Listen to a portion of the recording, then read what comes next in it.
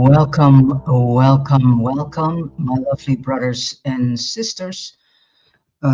This morning, I'm going to do the continuation of Kingdom of Death. This is the third part. It is quite a long chapter, and it is coming from Wes Penry's book, The Battles Between Shadow and Light.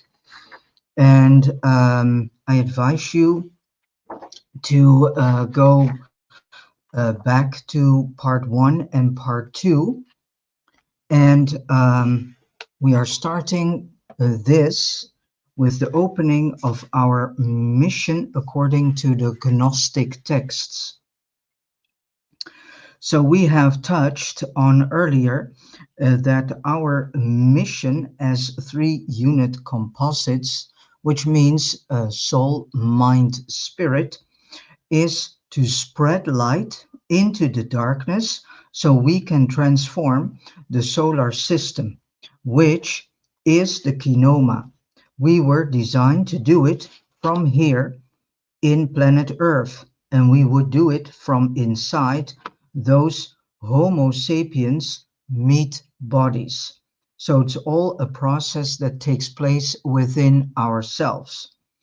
Therefore, Orion let the matrix happen so they could trick Yaldabaoth, better known as Khan Enlil, and lure him and his authorities, known as archons, into a trap. And from there, we could do our job. Well, as we all know and can observe today, that plan completely, has been hijacked, attacked, and whatever. And so that plan more or less failed. In the following sections, I will explain how it was set up and how the authorities, better known as archons, in their turn tricked Orion. Because of that, our mission has completely failed, at least so far. So the essential Nag Hammadi texts scribed by different people all tell the same story, but from slightly different perspectives. And here a quotation of the Nag Hammadi text. When she was unable to quench her love, she poured out her light upon the earth. From that day, that messenger was called Adam of Light, which is interpreted the enlightened man of blood. And the earth upon which the light spread was called Holy Adamas, which is interpreted as the holy steel-like earth. At that time, all the authorities, archons, began to honor the blood of the Virgin, and the earth was purified because of the blood of the Virgin. But especially the water was purified by the likeness of Pistis Sophia, and the water refers here to cosmic waters, who appeared to the chief creator in the waters. So the continuation from Wes Penry here. Pistis, through Zoe, poured her light upon the earth again, shared her DNA, and enlightened Adam, and the archons glorified the human, not understanding why spirit was there and needed, and what it could do. When the light returned and the earth sprouted once more after the flood, the famous flood, the archons rejoiced, honoring the blood of the Virgin. First Eve conceived Abel from the first ruler, and she bore the rest of the sons from the 7 authorities and their angels, and 7 authorities means the 7 head archangels. Now all this came to pass according to the forethought of the chief creator, which is in this case Yaldabaoth, so that the first mother might bear within herself every seed mixed and joined together with the fate of the world and its configurations and justice.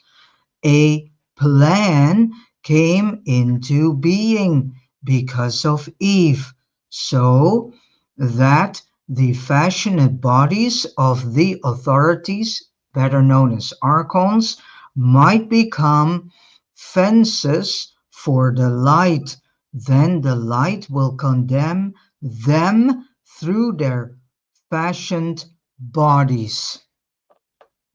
So here we continue with what Wes Penry wrote about this.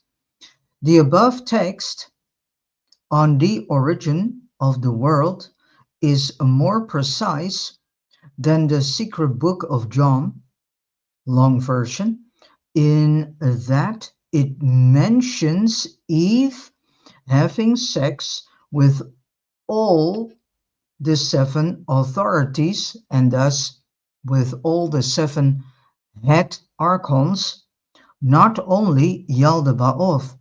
It makes sense that they all raped Eve before she had sex with Adam and created the Seth bloodline as mentioned before. All other offspring coming from the authorities would therefore be what we call the Cain bloodline. Since Abel was killed in the Garden of Eden, left was Cain and all his offspring, which is the highly corrupted bloodline surviving the flood, regardless regardless of what the Bible says, because the Bible is a very distorted and inverted storyline.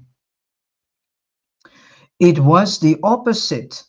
So the Cain bloodlines were more prominent after the flood than those of Seth. My contact in Orion told me that they added something to you that shouldn't be there. What was this? Well, this was the DNA of all these 7 authorities, these 7 head archons, and their so-called angels, which are also archons, but then with a small a, whom I interpret as archons with a small a. Thus the Homo sapiens bodies, for the most part, were contaminated with archontic DNA. Now we get a deeper understanding why it is possible that we see many humans doing monstrous and cruel behaviorisms. This is because of the archontic DNA that is in each one of us. And those, if you look at history, better said, if you look at history and see what humans can do to one another, that is not human behavior at all. That is complete monstrous cruelty done by humans to humans. This monstrous cruelty is in actuality coming from this archontic DNA that each one of us is carrying. And now you know why. Because our mission is to deplete that DNA by transforming that DNA into light. And so transform that DNA into DNA filled with light. That is seemingly our mission. So I remember my contact in Orion mentioned that the Khan kings are not only obsessed with sex, now that they have access to it via us, but they are also sodomites and engage in the darkest sexual activities we know of. This is confirmed in the Gnostic texts too. And here a little piece of a text, so a quotation. And they acted recklessly and came to her and seized her and cast their seed upon her. However, carrying archontic DNA was a part of the Orion's plan, and particularly the plan of Eve, Zoe. The light Zoe put into the human bodies would affect the authorities, so the main seven archons, through their own DNA and backfire on them, and the light would condemn them, these archons, these seven archons, and thus would condemn the archontic DNA in us. Through the bodies, although the Seth bodies conceived later were much purer, they still contained archontic DNA and do so to this day. Also, after so much interbreeding between the Cain and Seth bloodlines, there is no pure Seth line anymore. The purest we can come to would be the bloodline Isis created at Lake Baikal many millennia later, which was more in line with the bloodlines of the second construct. I tend to believe that a remnant of this much purer Isis Ninurta bloodline still exists and is heavily guarded and in obscurity. See my book, The Story of Isis and the War on Bloodlines. So the archons, the seven head archons, have beastly forms, like distorted animals. And although our sapiens bodies tend to be fairer to look at, we have some of their features. I heard from a friend that there is a study showing that it is much more common than anybody thought that men have sex with animals. It was a shocking revelation to me. And also, sexually transmitted diseases come from men having sex with animals.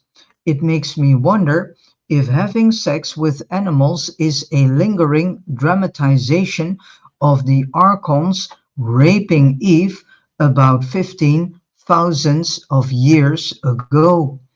So apparently, according to the latter quote above, the Orion and the Pleroma plan was to fence the light inside the human bodies because the archons do not understand light and thus spirit, because spirit is light. They do not understand that by copulating with women, they trapped themselves in the light of the offspring. The more offspring, the more light could condemn and destroy them, all trapped within their fashioned bodies, Homo sapiens. This plan, however, did not work since the rulers since the rulers counter-tricked Orion later, as we shall see. So now we go investigate karma and the tree of knowledge. So let us see what Wes Penry is writing about this and the information that he gives to us. To fully understand karma other than just cause and effect, we must go back to the Garden of Eden. and then the tree of knowledge. In paradise, the authorities put the tree of knowledge and the tree of life, the latter being the tree of immortality, i.e., eating its fruits would make humans remember they are immortal. And then this happened. And again, authorities are referring to the main seven archons. A quotation of the Gnostic text. Then the seven authorities, archons, took counsel. They came to Adam and Eve timidly, and they said to him, the fruit of every tree created for you in paradise may be eaten, but be aware, do not eat from the tree of knowledge, because if you do eat, you will die. After they gave them a great fright, they withdrew up to their authorities. Most of us know the story of the Bible. So the authorities, with capital A, which is the main seven archons, came to Adam and forbade him to eat from this particular tree. And Adam obeyed until the following happened. Quotation here from the Gnostic text. Then came the one who is wiser than all creatures, the instructor, so to say, who was called the beast. When he saw the likeness of their mother, Eve, he said to her, what is it that God said to you? Do not eat from the tree of knowledge, she said. He said not only don't eat from it, but also do not touch it, lest you die. He said to her, do not be afraid, you certainly shall not die.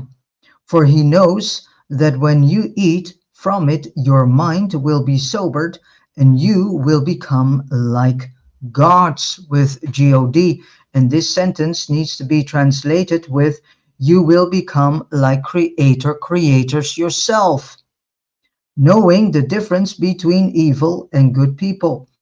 For he said this to you because he is jealous, so that you would not eat from it. Better said, so that we would not understand whom they, the authorities, the archons, in actuality are.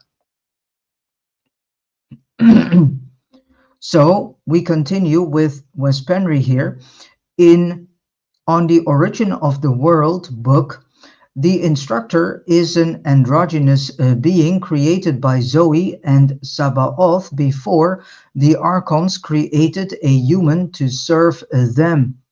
In some texts, this being is portrayed as a seraph, and in others as a serpent.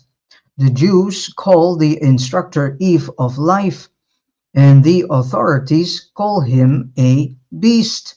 So the instructor is someone Zoe and Sabaoth created together, or it is Zoe herself, which is most likely. Even though the instructor is masculine in the text, it doesn't mean this being was masculine, keeping in mind that the Gnostic texts were written from an archontic perspective. There's also a third alternative. The instructor could have been Sabaoth himself, descending, but not in a physical form. And by the way, for the Bible counts the same. The Bible is a storyline told to us from an archontic perspective.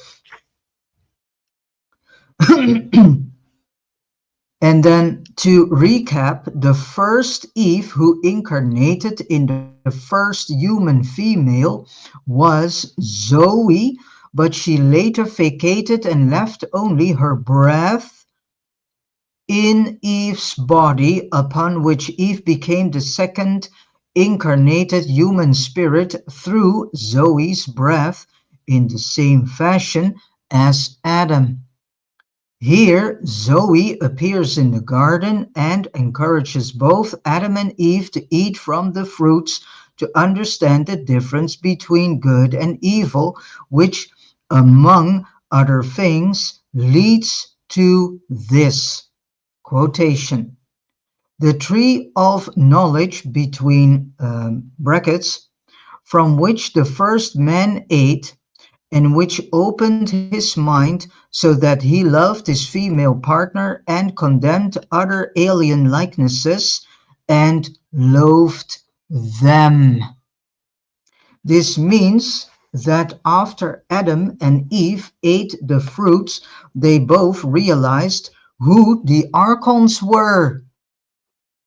They shunned them, and the human Eve refused to have sex with the archons and only dedicated herself sexually to her true partner, Adam. Here is the question. Why did Zoe insist that the two humans ate from the tree? Was it only to enlighten them?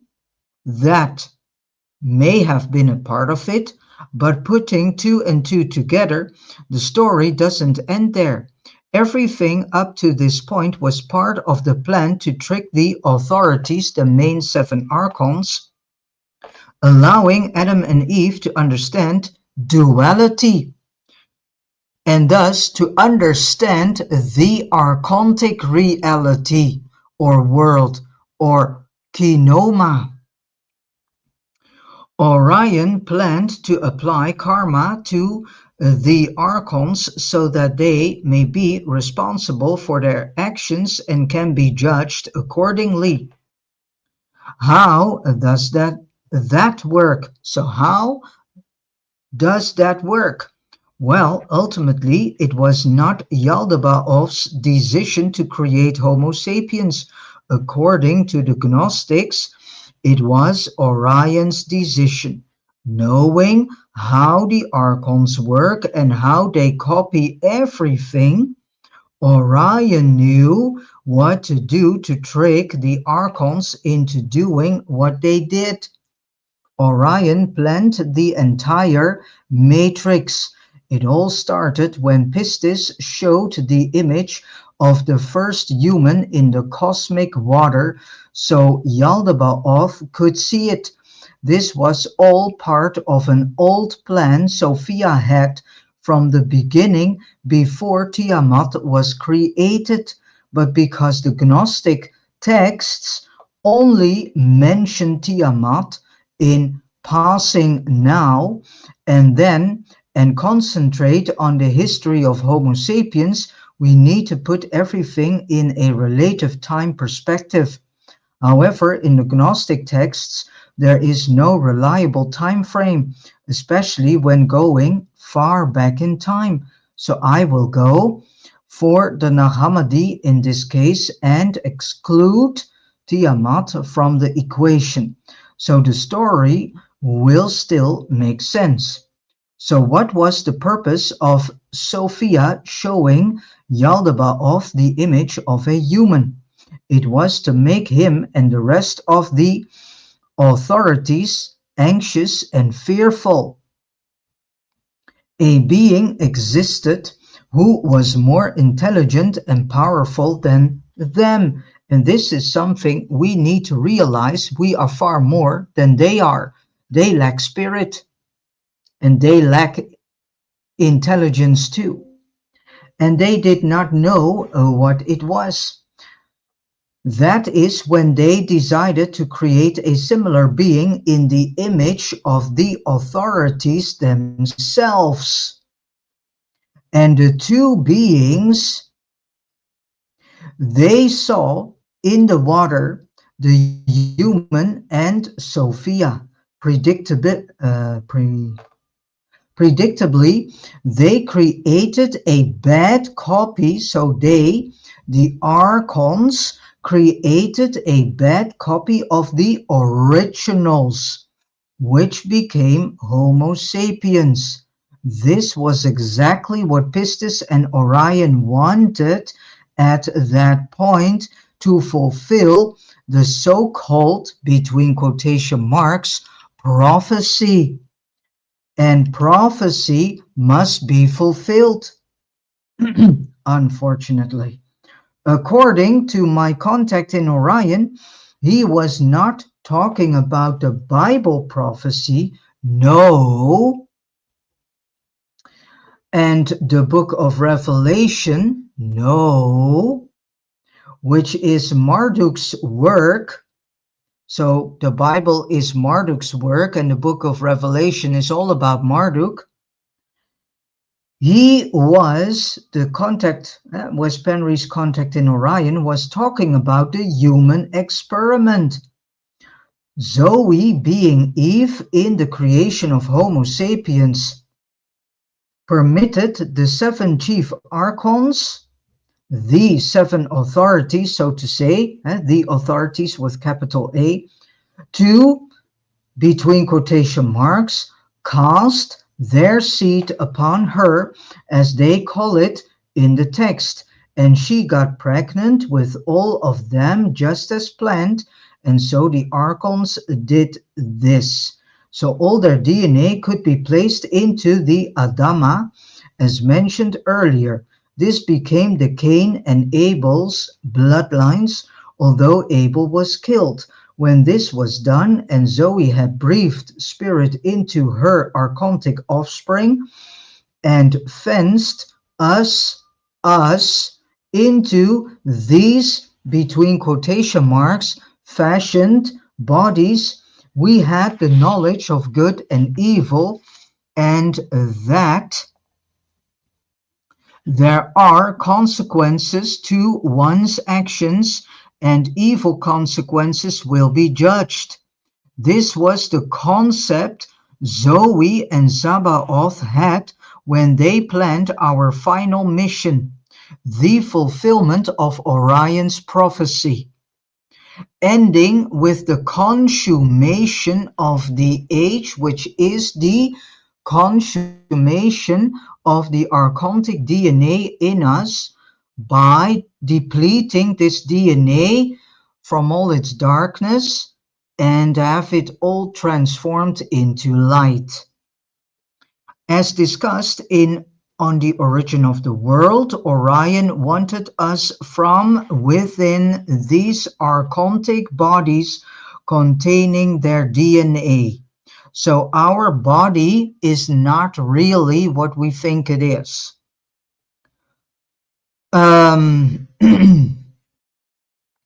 So containing their DNA to use our light to condemn the archons, apply judgment following evil deeds, and break the law of free will. Most likely, Orion thought this was going to be a relatively short mission. Well, that was quite naive, to say the least. Quickly leading to the consummation of the age within the time frame we have left to reach our destiny. See my book, Simulations and the Wheels of Time in the Developing Worlds. So, in other words, it was up to us to consume darkness by spreading our light. Light is spirit and information from inside our bodies, reaching the archons through their inserted DNA, and spirit is in the blood, which is the blood cells. Thus the term blood lines. From what it seems, putting karma on the archons would hopefully prevent them from proceeding with destructive actions. Well, I think that plan also failed, because if we look around us very carefully, then we can see that that plan completely failed, because they still do their horrific destructive actions, stop them from stealing energy from the pleroma and from Orion, which is not the case because we and the archons are depleting the pleroma and also Orion. How? By misusing the energy that we take from the pleroma by giving this to the archons. And for us to bring justice upon them. Well, this is absolutely not the case. We haven't brought justice to them in any way, shape, or form. And most of all, they would be held responsible if they broke the law of free will. Well, the archons are breaking the law of free will on daily basis. Better said, we are seeing that in a rapid pace, the archons are trying to undo each one of us from sovereignty and from our free will. As usual, the archons, clever as they are with inversions, found a way to bypass this. So it happened that karma and the debt was now given to us. So now we are getting a deeper understanding of why our life is most of the times going in a way that we do not want and that we do not like. Because in actuality, we are already being punished by the archons and their karma that we are carrying. How karma backfired.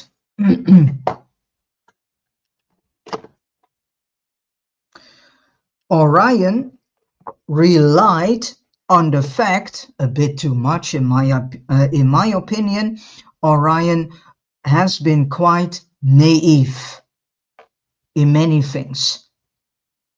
Orion relied on the fact that the archons, with capital A, do not understand spirit, and this is why they could trick them. But because we could say the archons with capital A are inversions of spirit, we could even call them anti-aeons. They always turn things around and do opposites. Some of us humans have advantage even before the pleroma and Orion in many cases.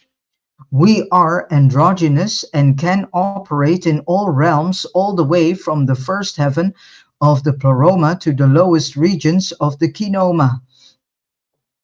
So we can gain information and learn on all levels, which is one of the reasons why we were created that way. But mistakes have been made, both in the pleroma and in Orion. But it is because in the pleroma, where it all began, matter does not exist. Therefore, the aeons and the luminary powers had to learn how it works the hard way. And this is partially why so many things went wrong. We tend to blame pleroma for not being able to handle this situation, but this is partially why, as I see it, the intermediary is Orion, led by Sabaoth and Zoe, and they are the ones who need to tie all this together between us and the pleroma. So when the archons realized their mistakes, they changed the vibration of our planet. Most likely from Saturn, resulting in Homo sapiens getting full amnesia. We completely forgot who we were and what our purpose in actuality is. So let us remember this, and you just can ask your spirit to help you to remember whom you are and why you are here in actuality. So here a little piece of Gnostic text. The human beings were made to drink water of forgetfulness by the first rulers so that they might not know where they had come from.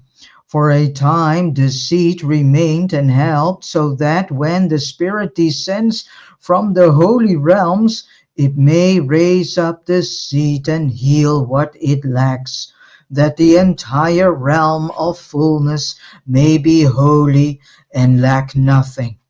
Well, this completely failed. From there on, the rulers could avoid karma in two clever ways. One, they locked the grid above our planet with technology, so Earth became isolated, and no one could get into the matrix and get out with the archon's permission. Then they created a recycling center. When a human dies, they go there and get a life review. The astral workers then manipulated the compassionate and empathetic human into regretting and anything else that they have done and all their wrongdoings during their past life, convincing them to return to a new life to make up for these wrongdoings. They also manipulate the human in such a way that we take on the karma of all these archons, thinking that karma is ours when it is not. Second, they need our consent to break the law of free will.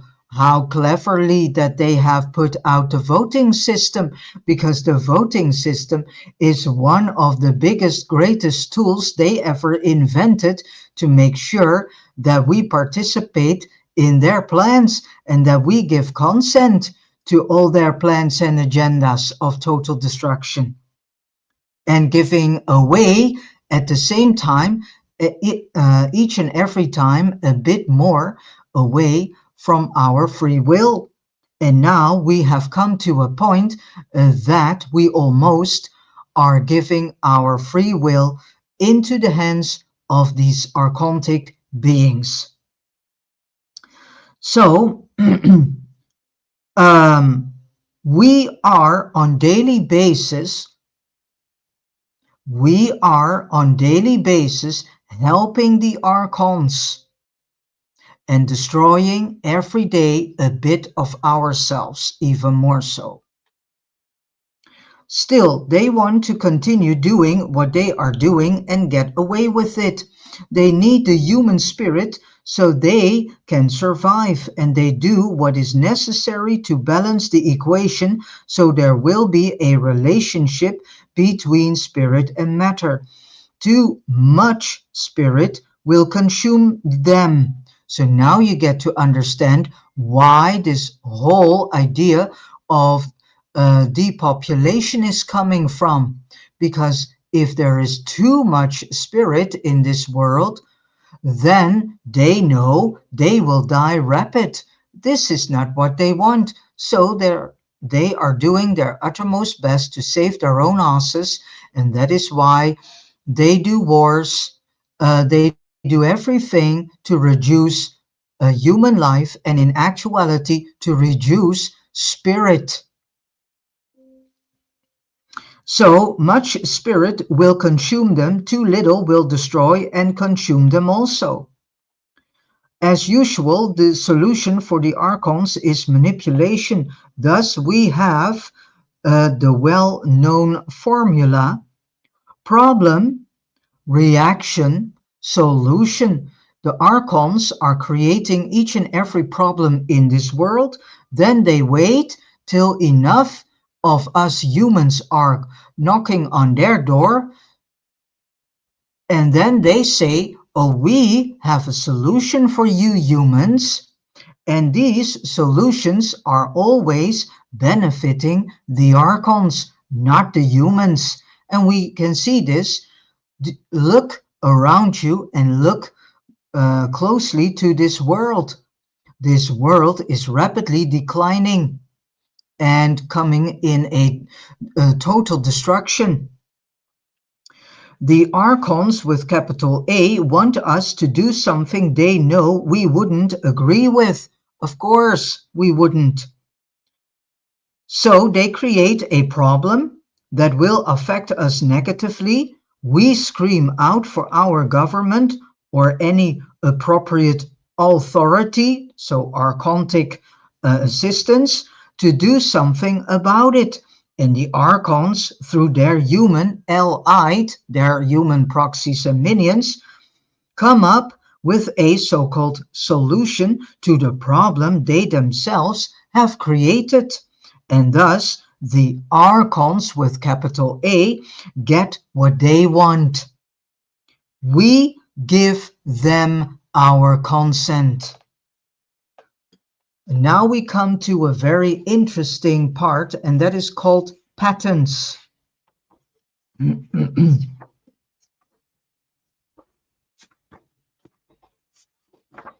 Okay. What is the time? Sometimes it is cumbersome and time-consuming for the allied to always have to create these problems. I repeat, sometimes it is cumbersome and time-consuming for the allied, the proxies and minions on Earth who work for the archons with capital A, to always have to create these problems, comma, even though it is necessary when big changes are about to be made, but otherwise they have another very, very effective tool that my Orion contact emphasized. This effective tool is, brothers and sisters, patents. The allied creates patents based on the consents we once gave them. I repeat, the allied creates patents based on the consents we once gave them. And many patents are written in such a way that it, between quotation marks, proves that the archons with capital A, comma, via the allies, own us. We have become their possession. I hope that you now come to the understanding why we see this increase of technology since the mid-2000s. I hope that you now can come to the conclusion why chemtrails are not only spraying chemicals, but also nanobots. And it is also through these nanobots that they can claim us. And now you also understand why this whole vaccination scheme rolled out at the end of the early, at the end of the 1800s. So at the end of the 1800s, the archons with capital A rolled out the entire vaccination scheme. This was all in the plan. Everything, brothers and sisters, in this world is carefully planned. The European Union, the destruction of America that is going on right now, and so on, so on, so on. It's all planned. It is a script that everyone is following. So we have come possession of these archons with capital A, that we are their property, that we are their property. According to my contact in Orion, this is one of the primary cause Orion cannot intervene, although there are other reasons too. Orion can only intervene if we, as complete human soul group, are screaming out loud to Orion to help us. Otherwise, they cannot do anything. All right, the energy depth. By executing the first and second plans, the archons with capital A feel they have bypassed the restrictions put upon them by Orion. They do not break the law of free will. They have no karma since they gave it to us, and they can say that everything they do, we agree with. So now you understand why they say we are informing you. Yes, they do, through the movies, through whatever channel they can use to inform us. But their information is inverted, distorted information based on their perspectives. And it is unto us to understand this inverted information. So if you know this and you know that the Bible is an archontic storyline, yeah, a storyline based on an archontic perception and understanding of seeing things and understanding things, then if you now know this and start reading the Bible and start flipping everything that is being said, then you can start to undo these all these distortions, and step by step by step you can see the real story and the real storyline that in some certain way is so-called hidden from us, but it is in actuality hidden in plain sight. But we lack to self-inform and self-educate ourselves. We are too much trusting other educational sources. We are not working with our spirit. And if we would work with our spirit more and more and more, and intenser, the more we start to see all these distortional information in movies and teleseries also, as well as in newspapers, magazines, and whatever we have. Therefore, they can claim they have no energy depth either, since we humans with consent give our energy to the archons with capital A and their system. Therefore, the archons can say they stole no energy from Orion and the pleroma, since the restrictions were put on them instead.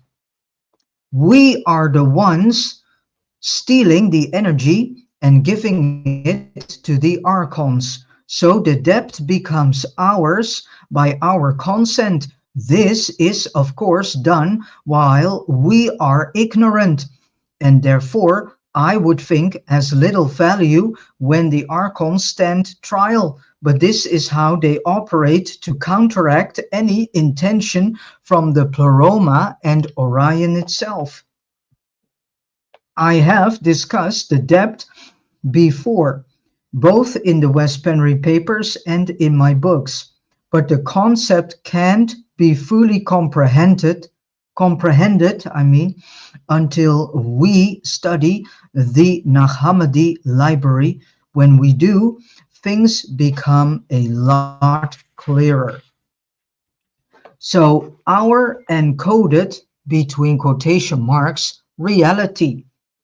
There are lively debates these days about whether we live in a simulation, similar to or identical to that in the Matrix movie series? I would say we do, but I also think it needs a brief explanation. For many people, it is difficult to comprehend that all we see around us is a simulation, in the sense that nothing is real. The earth is real, or as real as it gets in a shadow world, because we are living in a shadow world. We are living in the archontic world. There is nothing less real with Earth and all its beauty than all other celestial objects we see in our solar system. And the beauty of this planet is not archontic, it is spirit. But there is an overlay. Likewise, our physical bodies are real as well, so long as we consider matter to be real, which is debatable, as the reader may realize when reading this book. It is the brain that is the so-called problem, and 95 to 96% of our DNA is shut down. Although people who wake up reignite the latent part step by step.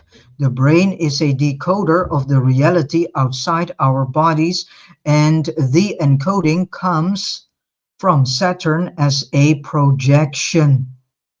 The archons decide what we see and what we are not allowed to see.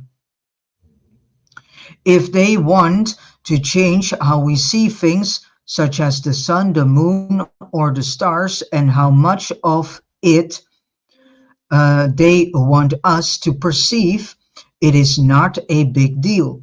They only need to tinker with our DNA and change the frequency via Saturn. After all, Enki is skilled in Orion technology since he was trained by the Orion Queen, Zoe Sophia. They can also make us see Nibiru, the two suns, five suns, two suns, comma, five suns, whatever they like, and in whatever color they prefer. And they can use it to confuse us. They can also speed up and slow up the time. And as we now see, many people are complaining about the fact that time goes so fast. Well, now we get an understanding that the archons with capital A can speed up time and also can slow down time, and so much more. Their technology is absolutely imperfect, though the Matrix has glitches that observant people notice and point out, but it is still the Matrix. Another definition of a simulation is what I discussed in my previous book, Simulations and the Wheels of Time in the Developing Worlds. Creators in Orion use stars in which spirited soul groups develop. Stars are just pure spirit, as we know, similar to how we humans developed inside a planet. Star races go through evolution, as discussed in the West Penry papers and elsewhere, until they, between quotation marks, crack the egg, metaphorically speaking, and become creators themselves in Orion. There in the eighth heaven, no one develops inside planets. So no one develops inside planets, only inside stars. Thus, between brackets, star being. The reason we developed inside a hollowed out planet is because we were destined to operate in the Kenoma, where archons with capital A live inside planets. We were an exception because of this. So the genuine reality simulation, better said, the genuine reality, simulation dash free, is something we can never experience until we leave through the holes in the grid. All right. The bodies battle between light and darkness. And this is the last part of part 3. This is a 4-part book reading. So the bodies battle between light and darkness. Spirit is in our bloodstream and the fires are inside the blood cells. Via our DNA, we transfer our genuine spirit to our children through the blood. Orion, the Pleiadians and others confirms this. We have white and red blood cells. The white blood cells are the light, so to say, the force that consumes and defeats the darkness, the mutated cells that long-term can create cancer and other diseases. So, cholesterol is also a part of the light workers and is there to help detox the body. Unfortunately, medical doctors prescribe medicine when our cholesterol is high and therefore suppresses the light and so lets darkness, disease be victorious. Fortunately, there are now clever medical doctors who have set off the alarm warning us from taking cholesterol medicine since it can have the opposite effect and create the heart attacks they are supposed to prevent. Statins, for example, are extremely dangerous. Mutated cells are like the darkness that grows in the Kenoma. The light, white blood cells, is our immune system. So now I hope you also get the understanding why the archons are trying to create a world mandate to enforce each human into having vaccinations every time when the archons find it time for us to get a vaccination. Now you also hopefully understand that we humans are also killing our pets, which means dogs, cats, and everything that can be vaccinated. Because the vaccinations for animals are as dangerous too, as well as, the vaccinations for us humans are. So we are also killing the light in our cats and dogs by vaccinating themselves and vaccinating them. And on top of that, we have fallen prey worldly for this lie to have our cats and dogs chipped. I hope that you start to wake up and see the cruelty behind everything that is going on in this world. And that you can finally understand that everything is all about killing off the light in us and in animals. And in actuality, entire nature.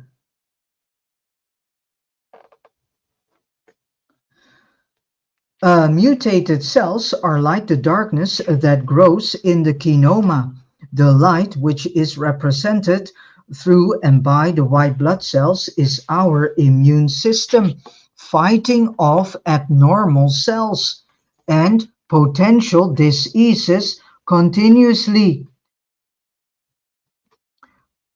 For example, we all have cancer cells within our bloodstream, but the light, better known as spirit, is fighting them off.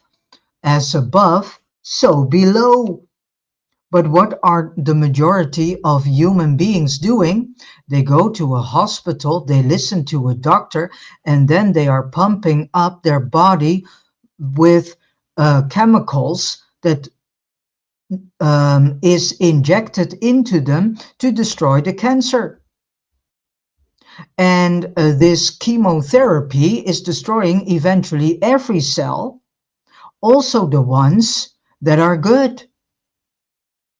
And in actuality, cancer therapy is destroying the human body and making it able that darkness can have its victory in us and around us. So if you start to understand this storyline, this information and this message, you start to look different toward cancer. For example, we all have cancer cells within our bloodstream, but the light dash spirit is fighting them off. As above, so below. So if we have enough light in us, we can fight off diseases with our immune system, which is just a scientific term for spirit, because scientists do not know what spirit is either, just a small group of them. And those who know are being dominated by those who do not know.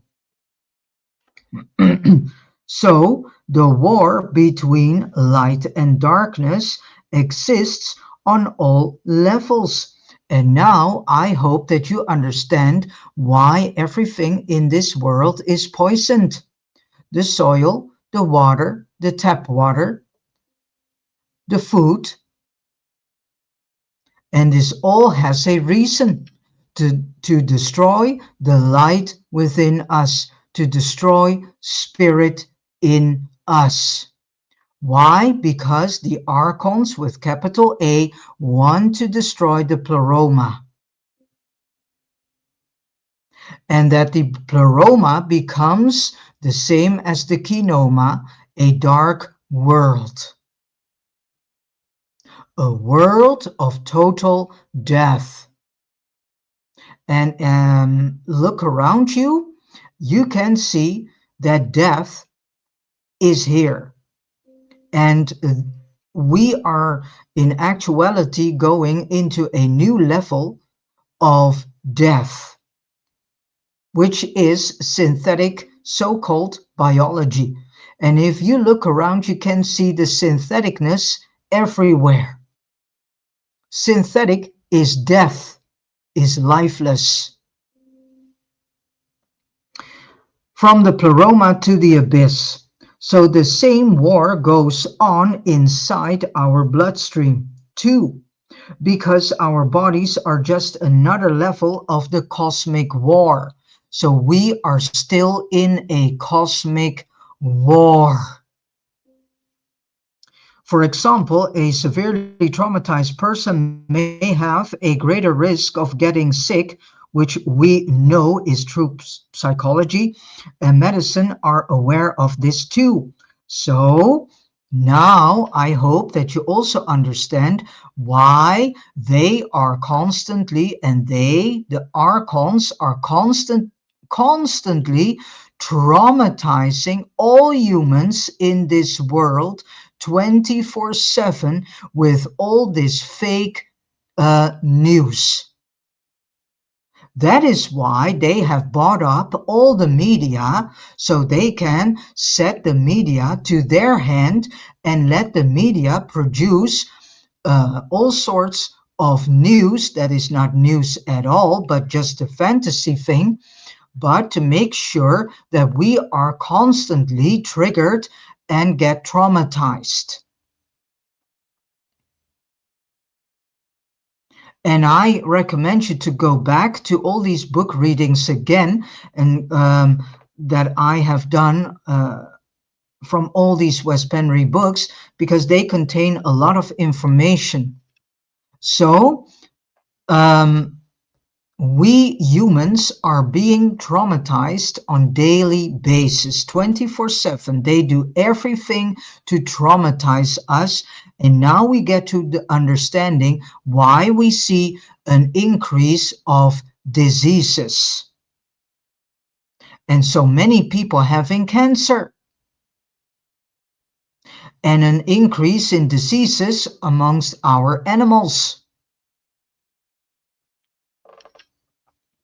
Therefore, stress is a contributing factor as it puts us in fear. Conversely, a person who is recovering from trauma and is on a, between quotation marks, spiritual path, increases the capacity of what the white blood cells can accomplish, and can therefore much better battle disease. And I can tell you, as soon as the archons know that you have come unto a, between quotation marks, spiritual path, then they do everything to get you back in line again. And this explains all the attacks that people are experiencing as soon as they walk their spiritual path, as soon as they have decided to understand themselves and the world that they are living in. And this is exactly what archons do not like. So they are attacking us and do everything to get us back in the cock again. A good measure of how well we have healed from trauma and how much we have reconnected with spirit is to see how long it takes to recover from an injury, such as a cut or whatever it could be.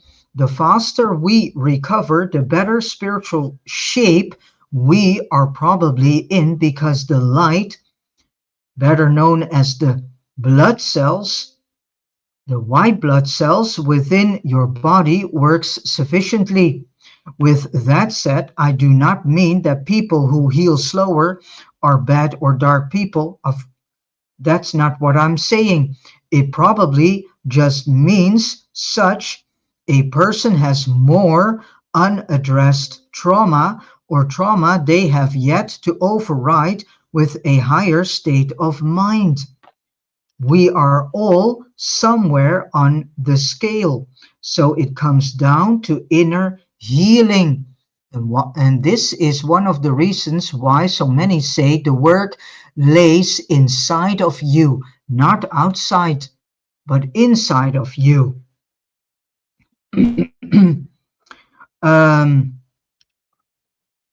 Beliefs are another factor, although they are still related to increased or decreased levels of consciousness.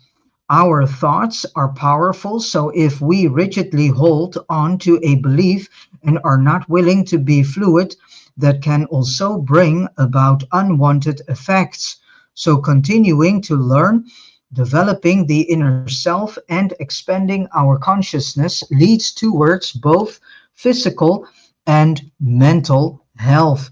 And this is also why so many are saying to the rest of their fellow brothers and sisters to master your emotional beingness. The more we become master over our emotions, this also works in the benefit of our immune system.